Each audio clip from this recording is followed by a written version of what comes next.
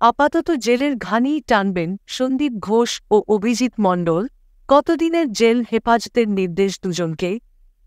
আরজি করের প্রাক্তন অধ্যক্ষ সন্দীপ ঘোষ এবং টালা থানার প্রাক্তন ওসি অভিজিৎ মণ্ডলকে বুধবার শিয়ালদহ আদালতে হাজির করা হয়। আরজি করের ধর্ষণ ও খুনের মামলায় তাদের আদালতে হাজির করানো হয়। তথ্য প্রমাণ লোপাট এবং এফআইআর দেরিতে রুজু করার অভিযোগ রয়েছে তাদের বিরুদ্ধে। দুই অভিযুক্তের নার্কো ও পলিগ্রাফ পরীক্ষা করানো হবে কিনা তা নিয়ে বুধবার শুনানি হওয়ার কথা ছিল, কিন্তু সেন্ট্রাল ফরেনসিক সায়েন্স ল্যাবরেটরির কলকাতা অফিসের বিশেষজ্ঞ অন্য রাজ্যে একটি মামলা সংক্রান্ত কাজে গিয়েছেন। ফলে বুধবার তিনি আদালতে আসতে পারেননি। আদালতে সন্দীপের আইনজীবী দাবি করেন, দেরিতে এফআইআর রুজুর অভিযোগ তাঁর মক্কেলের ক্ষেত্রে প্রযোজ্য নয়।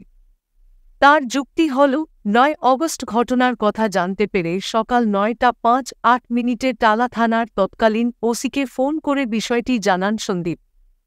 এরপর দুপুর ২:৩০ নাগাদ হাসপাতালের সুপারের মাধ্যমে লিখিত অভিযোগ জানানো হয়।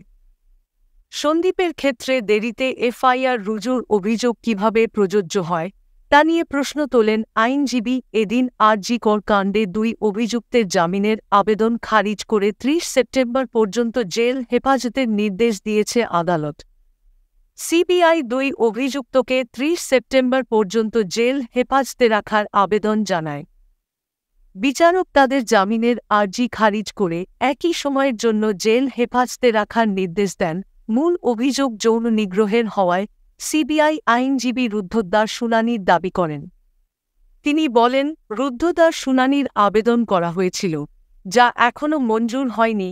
এই দাবিতে টালা থানার প্রাক্তন ওসির আইনজীবী আপত্তি জানান এবং সুপ্রিম কোর্টে শুনানির সরাসরি সম্প্রচারের প্রসঙ্গ টেনে তার সপক্ষে যুক্তি দেন।